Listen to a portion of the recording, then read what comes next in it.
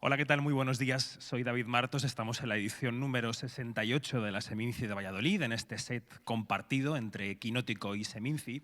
Y tenemos el placer de comenzar la penúltima jornada del festival con el equipo de El Viejo Roble, The Old Oak, que está en competición por la Espiga de Oro en este festival. Nos acompaña su director, Ken Loach, su guionista, Paul Laverty, y vamos a conversar con ellos en inglés. Ken, Paul, thank you very much for being with us today. It's a pleasure. Gran placer estar con vosotros hoy. Sí. Gracias, Paul.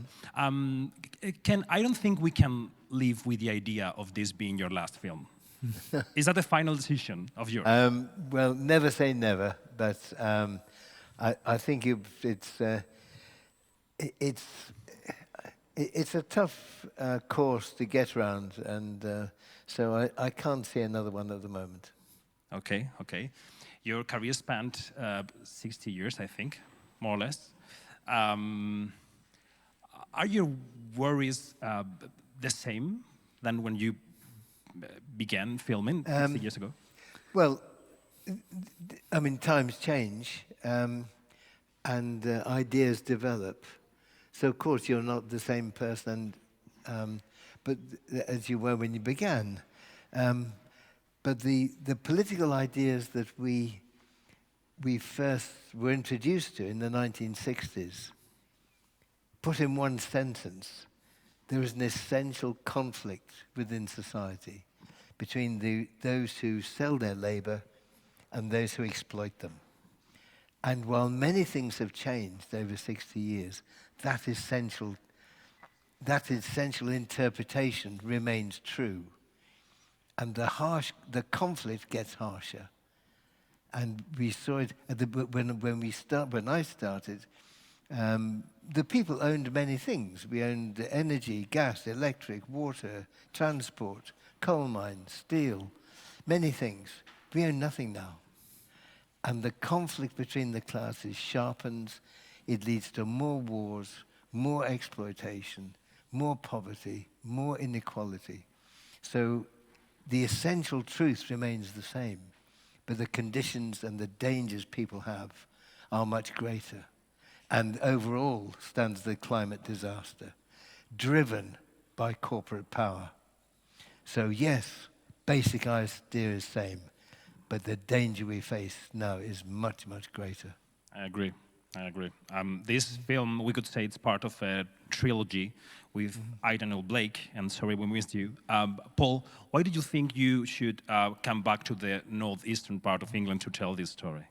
Well, after we did I, Daniel Blake, and Sorry Missed You, Ken and myself and our producer, Rebecca O'Brien, we had a discussion and a meeting, and we felt there was unfinished business in the northeast. And those two films were very tough films. You know, they're tragedies in their own way. They're very tough on Daniel Blake himself, and then the second was in a family. But we felt we needed another film that knitted all the ideas together. And we also, I suppose, right from the very beginning when I started working with Ken with Carla's song, shot in Nicaragua, we've always been very interested in, you know, where does the notion of hope come from? How do we try and nourish each other, especially when there's so many forces against communities and families and unions, and we just really wanted to examine all that. So we went back up to the northeast, and what was remarkable really was you see post-industrialism in the geography of the place. You see these villages worn down, the jobs are gone, the shops are gone, everything is boarded up, and so you can actually sense the past, and there was a big industrial past there. And what was key in British history was the 1984 miners' strike. And that was a very, very, very, very important moment in our culture when the miners lost that strike. So the working class lost a great deal of power. So that was a key moment. And so we really thought we had to look back towards that. But at the same time, what we saw with wars everywhere, the question of immigration was very, very important. And we realized too that Syrians were being moved into these areas. And so it was we just felt there was another story to be told there. And we thought we would really try and do that. Actually, it's really hard to concentrate when people are talking in the background really like that. If you don't mind, it's in your ear the whole time. We'll try and remain silent for the rest of the interview. As you know, every country in Europe has its share of far-right voters, and in Spain we have them too. Far-right is rising up in every country in Spain. And watching your film some months ago in Cannes, I wondered about the answers on that, because the progressive forces in Spain and everywhere, they ask themselves, why working class and the middle class are voting more and more for far-right parties? And maybe the answer, or some of the answers, are in your film, Ken. I think it's very clear. When people have no hope, when they're in despair, when they see no future, when their jobs are poor, when their income is very low, when society is fragmenting around them, they have no difficulty to get good health care, education, pensions when you're old, everything fragmenting, and the left doesn't give a clear answer. That's the problem. The left has to be clear, popular, communicate, and organize. And if the left doesn't do that, then the far right steps in. That's the cause of despair. If the left were clear, had a plan, gave people confidence, they knew the way forward, then the far right, that possibility would be closed down. But we see across Europe, and I'm sure it's true in South America as well, that the left is confused. They're confused by social democracy. You know, the idea that you can reform capitalism. You can make it work for us. Well, that's the myth. That's simply not true. And we've seen it borne out in Europe. A left party gets in, and actually its first priority is to make business a success. That means more profit. That means more exploitation. And that's been the problem. So when people have nothing, when they see no way forward, then the far right gives them easy answers. And the easy answer is blame the foreigner, blame the immigrant. And of course, that divides the working class, and then the right can triumph. So it's a failure of the left. It's a failure to give a clear path forward. And if we did that, then my God, we could save a lot of things, and we might begin by saving the planet.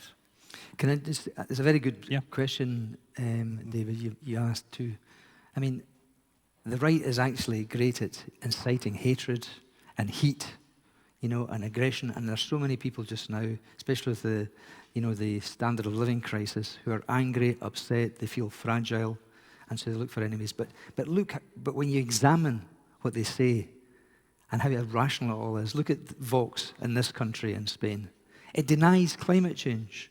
It thinks it's a left-wing conspiracy theory. I mean, how flat Earth can you become? And yet at the same time, they criticize immigrants. Now, if anybody has got any brains, and you look at the evidence and you talk to the experts or even watch the news, you will see that many of the immigrants, a grand percentage of them, are driven by climate change because of harvest failures, problems with water, and of course there's wars on top of that. So no matter what they say, those immigrants are going to come.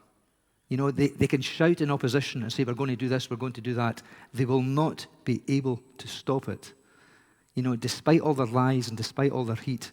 And yet, it's their failure to look reality in the eye and deny climate change which is causing many of the problems. And I think as people begin to think about it and reflect on it, they will see the kind of the internal contradictions of that, and they'll be shown up, you know, to just be loudmouths and just peddling lies. I suppose that when you make films as politically committed as yours, you have to walk the fine line between that political force and the narrative mechanisms of any film and the emotional layers. And would you say that balance is conscious on your side? I mean, do you have this melting pot in which you put a little bit of politics and a little bit of emotion? How do you work on that? Well, it's, yeah, far away. Well, the stories we tell are about people, and you communicate their humanity, and you communicate the situation they're in, the choices they have, the people they are, and how they make relationships, and the dilemmas they have, and the sorrows they have. And once you make the film with people, you forget about the politics. The politics are embedded in the story. I mean, what we try to do, and what Paul is very good at doing, I don't want to embarrass him, is finding a group of people, a situation, where there's a conflict or a contradiction, and you simply tell that story, and you tell the truth about the people. And if the film works, then the audience enjoys meeting the people. And they weep with them, they're angry with them, they laugh with them. And it's a journey into people's lives. And that's how it has to work. It's a sense of our common frailties and our common struggles. Nobody makes speeches like we've just been doing. It's a different beast. The story always comes first, David. You know, good issues don't make for good films. You know, and there are many things you can say. We make great documentaries that way, but as Ken says, we don't want to be spending 2 years of our life stuck in a story where we just feel it's puppets. It wouldn't work. It would bore us to death, first of all, and it would bore the audience to death. So you're always trying to wrestle with the contradictions. You have to get the premise right. You've got to try and pick an area where the conflicts will flow naturally from that premise, but also, you know, just draw people into the story. You know, and if we can get that right and tell a truthful story, that's full of drama, it's full of mischief, it's full of fun, it's full of, you know, light and shade. You know, and that's what I think touches us when we go to see a film, and that's what we try and do when we do our own stories. Mm.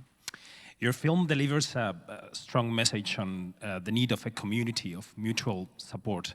And looking at the industrial side of this business, on how we see films nowadays, would you say that watching this film with a community in a cinema is part of the message of the film? I mean, does this film mean the same at home alone than in a cinema? No. The great thing about cinema is people gather together. Laughter is infectious. You hear someone laugh, you laugh.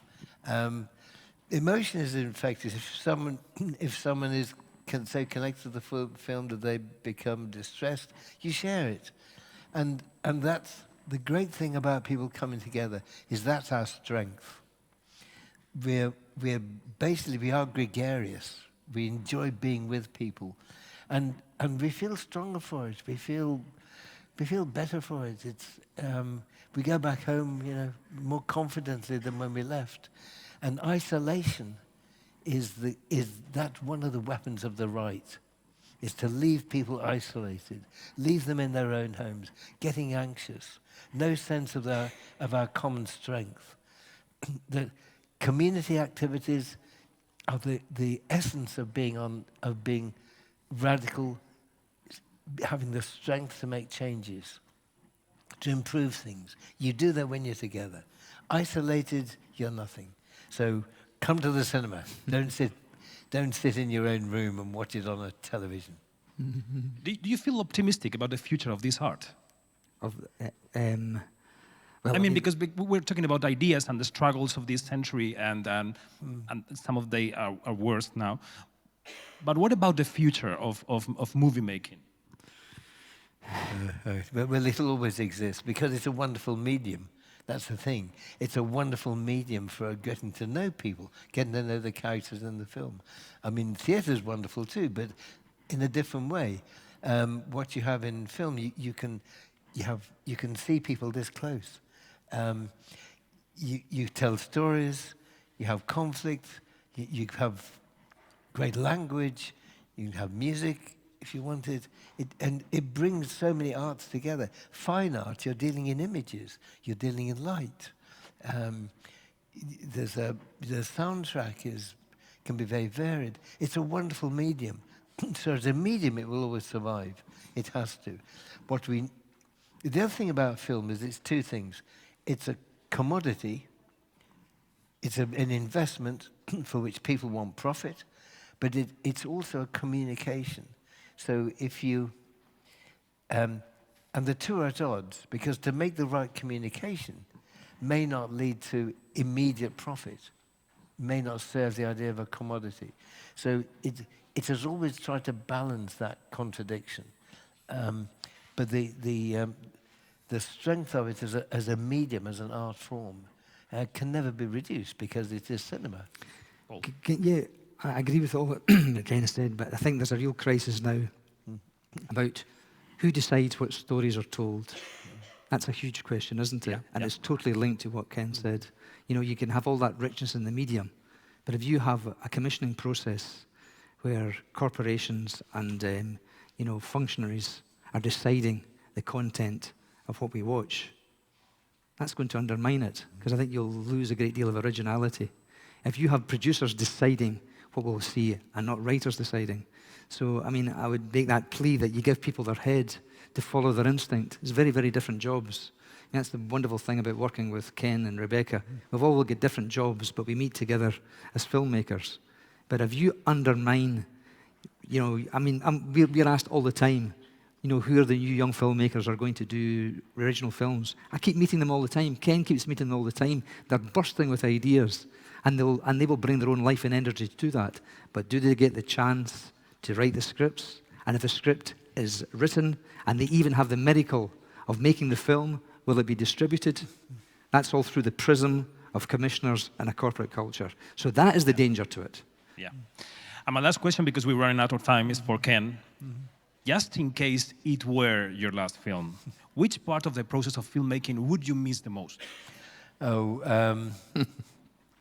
I think it's working with people, really. I mean, it's been a real privilege to work with such a talented group of people. I mean, they change over the years, but I think in our business, you meet the best and the worst of people. The best are committed, imaginative, great sense of humor, and that buoyancy that you get from working with people you respect, of course. You value their contributions. Well, they're part of it. I mean, the thing about filmmaking, every part of it is a relationship. Relationship with the camera. You find a visual style that is joint, shared, sound, authentic sound, true sound. Again, shared with the recordist and the boom swinger. Design, editing. You know, we cut when your eyes would move to something else. All those, the casting, the producer, the writer, of course, above all. It's a great shared sense and team. And that's the great joy. And to do that and be involved in creating something that you can have confidence in, or have confidence in the idea at least, even if you make many mistakes, you know. So it's that sense of being part of a collective is a huge privilege, a real privilege, and I think that's what you miss. Well, Ken, I only hope you think about it twice. That's a title. Yeah. Yeah. Think about it twice. This was a really nice conversation with Paul Laverty and Ken Loach. Thank you very much. Okay, thank you. Thank you for the old dog too. Okay. Gracias, Thank you. David. Thanks a lot. Gracias a los dos. Seguimos en Canal Seminci, en Kinótico, primera con K y segunda con C, en nuestro YouTube, en nuestro Instagram, en la recta final de Seminci. Hasta ahora.